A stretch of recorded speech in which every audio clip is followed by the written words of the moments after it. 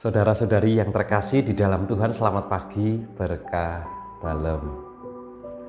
Sudahkah Anda berdoa rosario di bulan Oktober ini? Saya yakin Anda sudah mendoakannya, baik di rumah maupun juga datang ke tempat peziarahan, taman doa, ataupun Gua Maria yang ada di sekitar kita.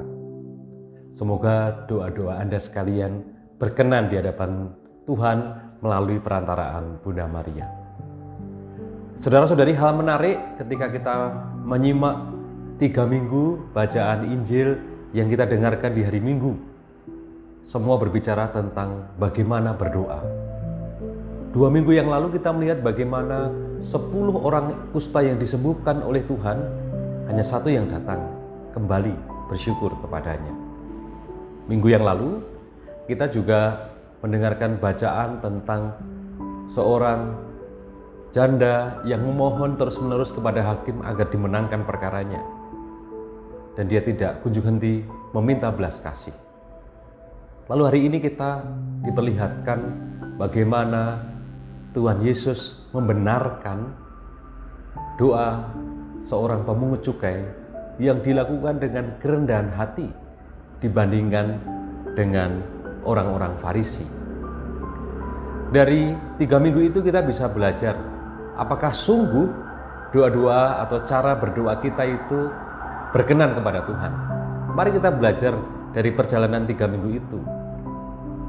Yang pertama, dalam berdoa kita belajar untuk tidak hanya memohon tetapi juga bersyukur kepada Tuhan. Hal kedua, dalam hal berdoa kita juga belajar untuk tidak henti-hentinya, tidak jemu-jemunya, hanya karena doa kita didengarkan lalu kita kemudian lupa kepada Tuhan. Atau hanya karena kita ingin sesuatu lalu kita berdoa terus-menerus, setelah dikabulkan lalu kita juga sama berhenti berdoa. Berdoa lagi nanti kalau ada kepentingan dan kebutuhan. Dan hari ini saudara-saudari, bagaimana pemungut cukai itu dipuji oleh Tuhan karena ia melakukannya dengan kerendahan hati. Ketidakberdayaannya di hadapan Tuhan, bahwa dia bukan siapa-siapa dan dia mengakui keterbatasannya.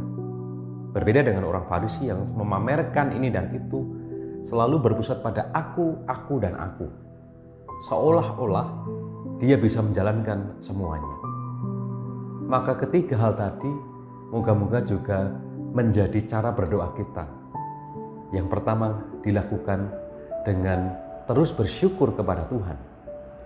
Doa yang dilakukan tanpa henti, dengan tekun terus-menerus. Baik dalam suasana gembira maupun suasana sedih. Baik ketika kita memiliki permohonan atau tidak. Semua kita lakukan tanpa henti-hentinya hingga menjadi nafas. Dan yang ketiga, semoga kita semakin rendah hati di hadapan Tuhan. Kita memohon kepada Tuhan dengan kerapuhan diri kita. Bukan memamerkan bahwa Tuhan saya sudah melakukan ini, itu, dan sebagainya. Tetapi Tuhan, dalam keterbatasan saya memohon semoga saya tetap bisa berbuat baik setiap hari.